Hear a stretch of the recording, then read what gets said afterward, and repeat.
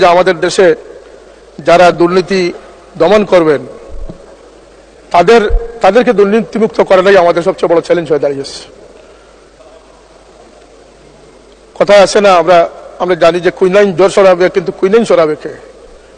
আমরা আমাদের কয়েকটি ডিপার্টমেন্টকে যদি আমরা সুপ্রশিক্ষিত করতে না পারি এবং তাদের উপরে যদি আমরা আস্থাশীল হতে না পারি, আমাদের এনবিআর, দুদক, অ্যান্টি কারাপশন যেগুলো আমাদেরকে নিশ্চয়তা দিবে, যেগুলো আমাদেরকে দেশকে সুরক্ষিত রাখবে, এখানে সরিষার মধ্যে যদি বুথ এসে যায় তাহলে বুথ থামাবেন কি দিয়ে? মাননীয় সদস্য আর 1 মিনিট। আর একটু সময় দেন মাননীয় স্পিকার। আমি তো হুজুরদের পক্ষ থেকে একজনই মাত্র, বলুন 2 মিনিট। আমাকে আর 5 মিনিট সময় দেন প্লিজ, আমার কিছু কথা রয়েছে। শিক্ষা ব্যবস্থায় আমূল পরিবর্তন আনা উচিত। আমাদের সিলেবাস কমিটিতে যারা যোগ্য তাদেরকে দিয়ে সিলেবাস প্রণয়ন কমিটি তৈরি করা।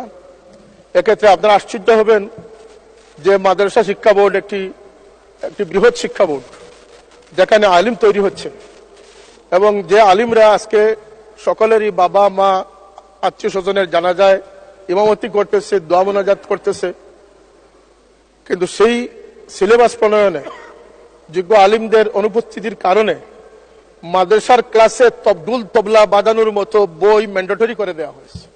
এটি দুঃখজনক মাননীয় স্পিকার।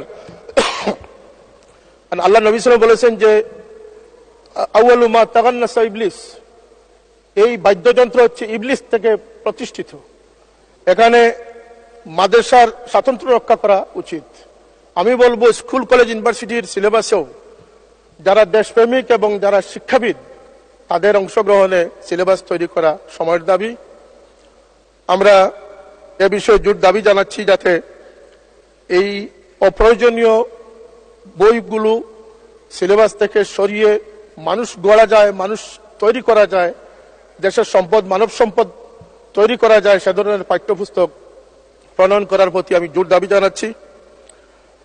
আমি আমার এলাকার 2-1টি দাবি এবং বৃহত্তর সিলেটের 2-1টি দাবি উপস্থাপন করতে চাই মাননীয় স্পিকার।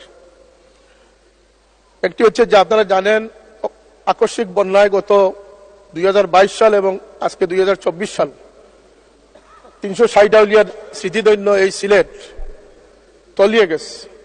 শহরের অধিকাংশ স্থানে এমন কোনো বাসা নেই যেখানে কোমর পানি না হয়েছে।